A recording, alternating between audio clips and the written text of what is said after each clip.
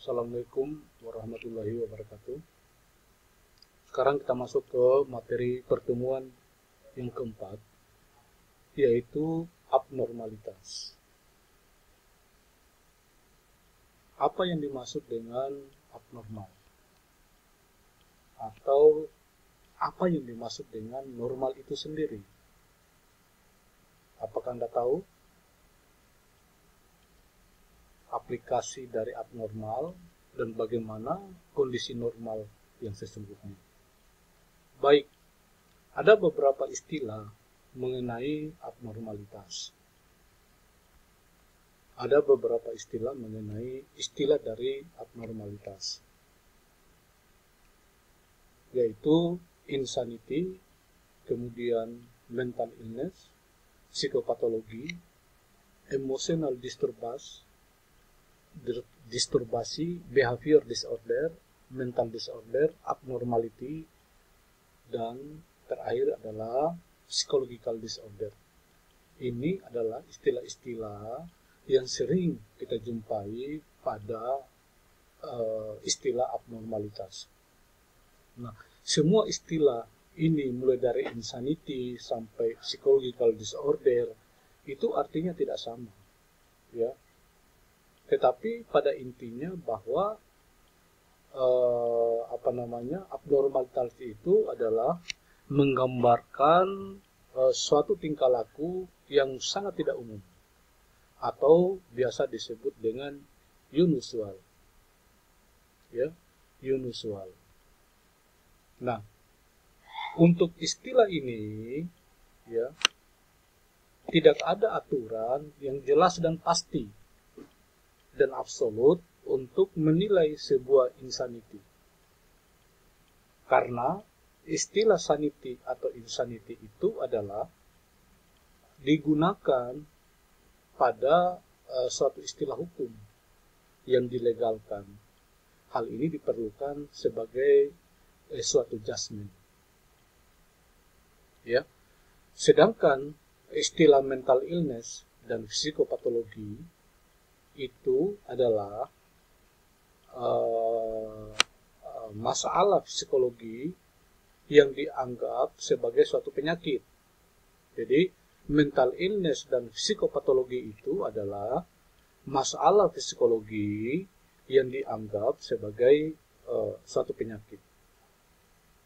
Ya, sedangkan emotional disturbasi dan behavior disorder atau biasa kita kenal dengan istilah mental disorder itu adalah suatu yang dialami oleh suatu individu di mana dia tidak punya kepribadian yang luas atau biasa disebut dengan pandangan yang terlalu sempit. Emosional, kemudian behavior disorder dan mental disorder. Artinya bahwa kepribadiannya, mentalnya, dan emosionalnya itu terlalu sempit terhadap lingkungan sekitarnya. Nah, untuk itu, ya, kita bisa membedakan dari istilah-istilah di atas, ya, kita bisa membedakan apa yang disebut dengan normal, abnormal, dan patologis. Dalam istilah psikologi, normal atau sehat itu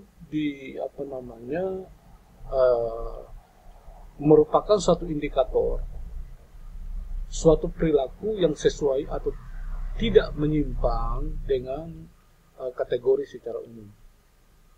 Ya. Sedangkan abnormal atau tidak sehat itu adalah perilaku itu tidak sesuai dengan kategori umum. Ya. Sedangkan patologi atau penyakit itu adalah seseorang yang mempunyai pandangan melihat keadaan dirinya itu dalam keadaan sakit, menyimpang, atau pandangan medisnya, ya, ini digunakan pada istilah pandangan medis itu mengalami suatu kerusakan. Nah, sehingga pada psikologi abnormal Karena dalam psikologi abnormal itu adalah merupakan cabang dari psikologi di mana hal ini berusaha untuk memahami suatu pola perilaku abnormal. Dalam hal ini yang dia pahami adalah yang bisa ditangkap adalah mengenai deskripsi dan penyebab suatu masalah. Ya. Dan hal ini ada beberapa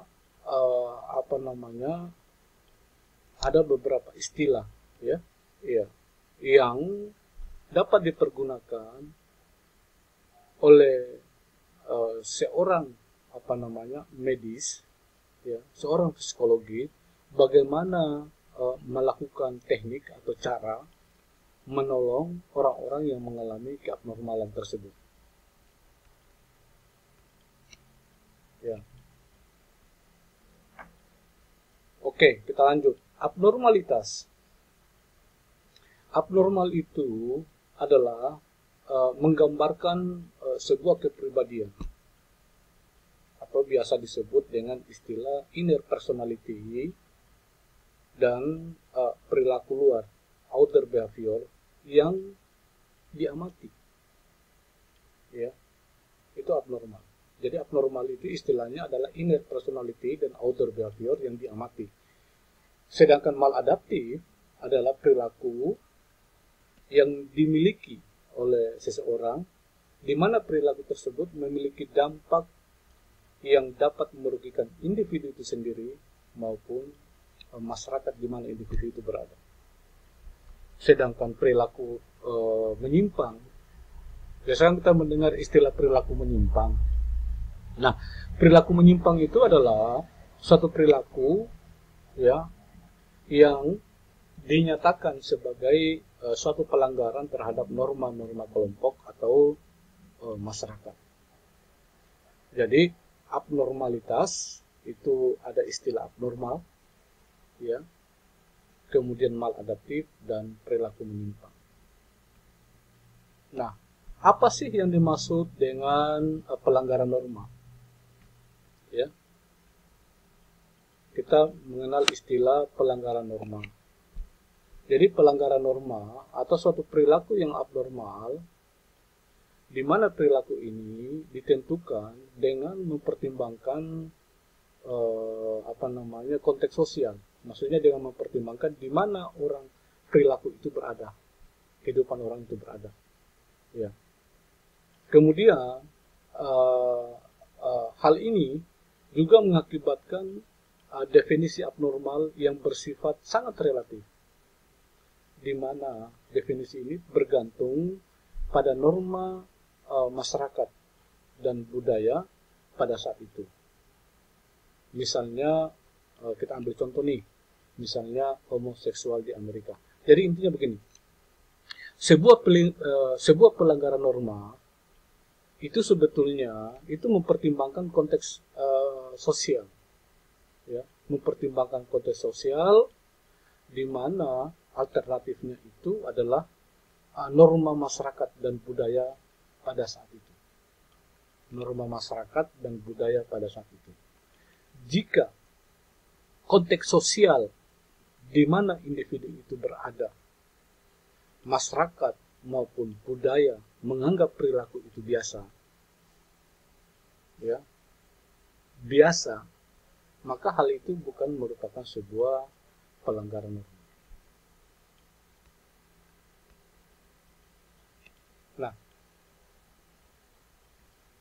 istilah normal dan abnormal, kita mengenal istilah ini dengan dua pendekatan, yaitu pendekatan kuantitatif dan pendekatan kualitatif.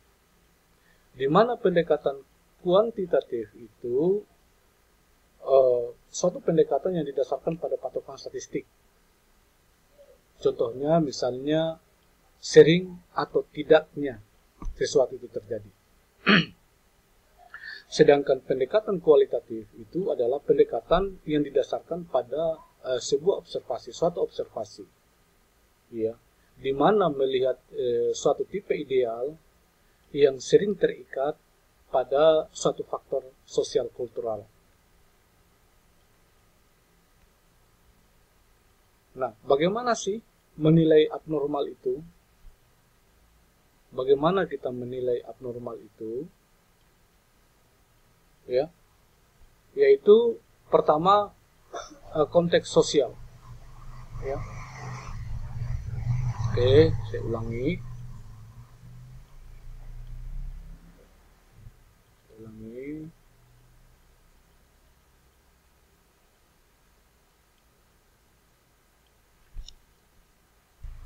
Jadi menilai abnormalitas itu adalah pertama konteks sosialnya,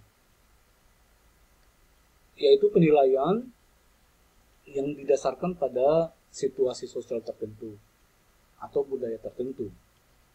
Kemudian abnormal itu apabila tingkah lakunya itu menyimpang dari aturan atau norma dan praktek yang diterima oleh masyarakat.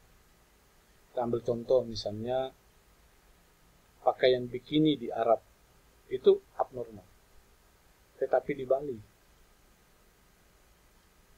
ya oke. Menurut Thomas Szasz dan Thomas Seffe, bahwa kontak sosial itu sebagai centerpiece dari sebuah pemikiran mengenai tingkah laku yang abnormal. Ya, kemudian Seffe itu golongan sosial ekonomi yang rendah itu mudah diberi label abnormal atau sakit mental, sedangkan yang memiliki social power itu biasa dinilai ekstrinsik, proses penilaiannya secara ekstrinsik. Nah, sedangkan distress pada orang lain, kita kenal istilah distress pada orang lain, itu adalah merupakan suatu tingkah laku yang abnormal, ya apabila tingkah laku tersebut dirasakan tidak nyaman dan distress pada orang lain. Contohnya misalnya tertawa terbahak-bahak pada malam hari saat orang lain tidur. Ya, ada yang kita kenal juga dengan istilah distress subjektif pada individu, yaitu tingkah laku abnormal apabila individu merasakan sangat tidak puas, sedih, dan cemas. Ya, muncul keluhan fisik, misalnya seperti mual, sakit kepala, dan lain-lain. Kemudian sering muncul ide-ide atau impuls-impuls yang tidak diinginkan.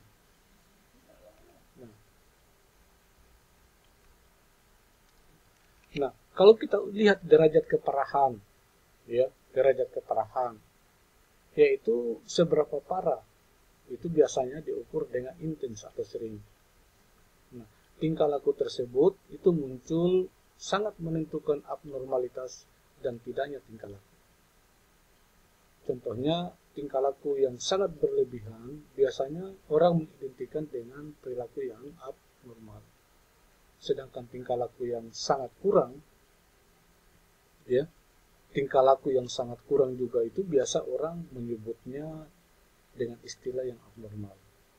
Jadi derajat keparahan tergantung pada intens atau seringnya tingkah laku itu dilakukan oleh individu. Jika tingkah lakunya sangat berlebihan, biasanya masyarakat juga menilai abnormal. Sedangkan tingkah lakunya juga yang kurang, pasif, biasanya juga disebut juga abnormal. Jadi istilahnya begini, tingkah laku berlebihan juga dikatakan abnormal, tingkah laku yang kurang juga dikatakan abnormal. Ya. Oke. Berikutnya adalah kerusakan pada fungsi adaptif. Ya. Kerusakan pada fungsi adaptif. Normal bila mampu beradaptasi berarti mampu memenuhi tuntutan peran dari situasi tertentu dan memenuhi persyaratan kinerja. Contohnya misalnya bunuh diri, itu adalah merupakan perilaku yang adaptif atau maladaptif. Contohnya, bunuh diri itu merupakan perilaku yang adaptif atau perilaku yang maladaptif.